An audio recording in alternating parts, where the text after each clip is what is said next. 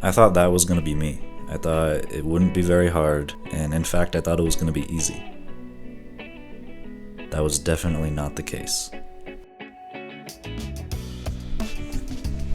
I decided pretty early on, kind of before the challenge, that I was going to go to Get Air, this trampoline park in Longmont, to try to learn how to kind of backflip into a foam pit before I try anything, that's going to like actually break my neck. So I decided to go there before anything else.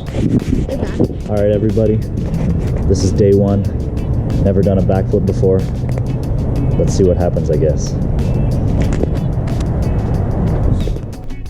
The first day I went, I spent a couple hours there. It was pretty discouraging, to be honest. I couldn't seem to commit to turning backwards and the flip motion really at all. I mean, I could kind of go back and do like a side thing, but overall I could not kind of break that mental barrier. So I ended the first day kind of on a bad note. The second time I went to Get Air, I was completely alone. I don't think there was any other people jumping at all. I started to get more confident with the backwards motion, kind of just doing it over and over. I ended up kind of doing like a side wonky flip thing, which I was excited about, but still not where I wanted to be at that point. By the third day, I was kind of getting tired of Get Air. I mean, I didn't want to spend my money and time just jumping around. I had a lot of other things I'd rather be doing, but It's cold. I kind of forced myself to go. And it had been almost about a week since the last time I was there, so I kind of forgot what I was doing. So the first hour or so was pretty rough. I was just kind of throwing myself backwards, flailing through the air, just all wonky. But after about an hour of just jumping over and over and over, I think something just clicked in my brain. Like, I just was able to do like a decent backflip into the foam pit. I don't know what happened, but I was really stoked on it. But it had been 2 weeks for what I had done, which was only a backflip into a foam pit. That was a lot of time, so I really would have to kind of ramp it up to be able to eventually learn a backflip on the ski jump. On the fourth day, I was honestly pretty sick of going. I didn't really want to spend my money there. I didn't want to spend my time there. I kind of forced myself to go.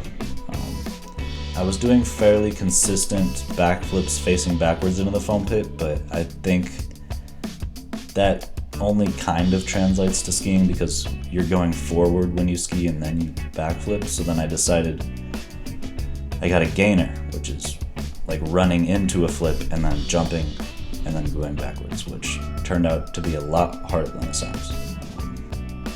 At the end of the day, I was pretty tired of spending my money at Get Air and just going to that foam pit, so I decided to just send it on some skis at this indoor facility I found, and just hopefully I have some sort of backflip muscle memory so I could possibly send it into an airbag. We'll see. So there's this place I found in South Denver called Snowbond. It's a really cool place. I mean, they have all these trampolines and like ski stuff where you can like practice your ski tricks and whatnot. And I decided to just go there because that seemed like the logical next step in my progression there. To just jump from their super trampolines, which are super bouncy, but you just jump from that into the airbag, which is like super safe. And I thought maybe I could jump from those into a gainer because they'd fling me a lot higher into the airbag, but that turned out to not work at all. I just kept doing the same stuff I was doing at the other trampoline park, just flying back and kind of who knows what I was doing, I don't know. But after a lot of frustration with that, I asked one of the employees to help me out to see if they could maybe teach me kind of how to gainer or backflip on a trampoline, just something that would kind of help my progression there. And the guy, he helped me out by strapping me to this big harness they had on a trampoline that takes weight off you so you can just jump super, super high and have a bunch of airtime. So I would just use that to just jump super high and then kind of figure out the backflip motion with that. And it worked really well. I mean, I was just doing backflips on backflips on backflips.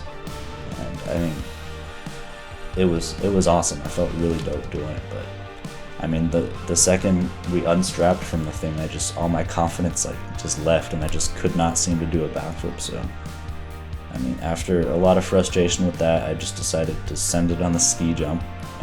They have a ski jump that kicks you up into this airbag, which is really scary at first, but after a while you get used to it. And the thing with a ski jump, you have to pop and then lean back to do the backflip, which seems like less work than a trampoline because you only have to move like 270 degrees.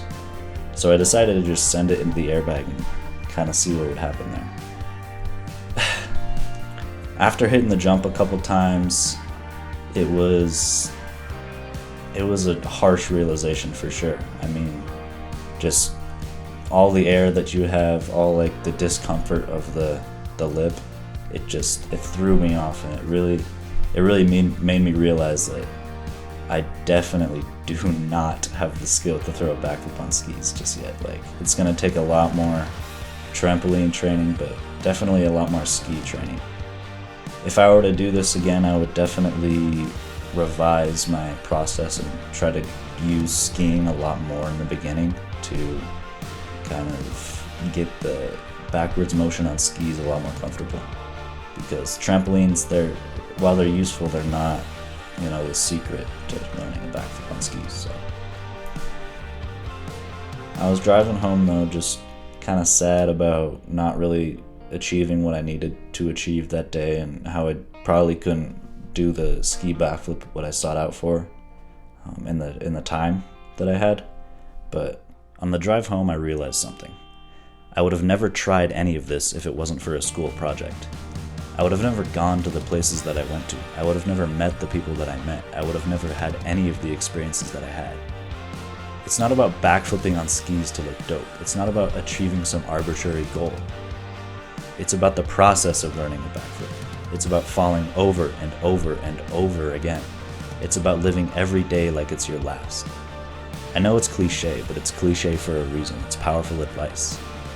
As Muhammad Ali once said, live every day as if it was your last, because someday you're going to be right.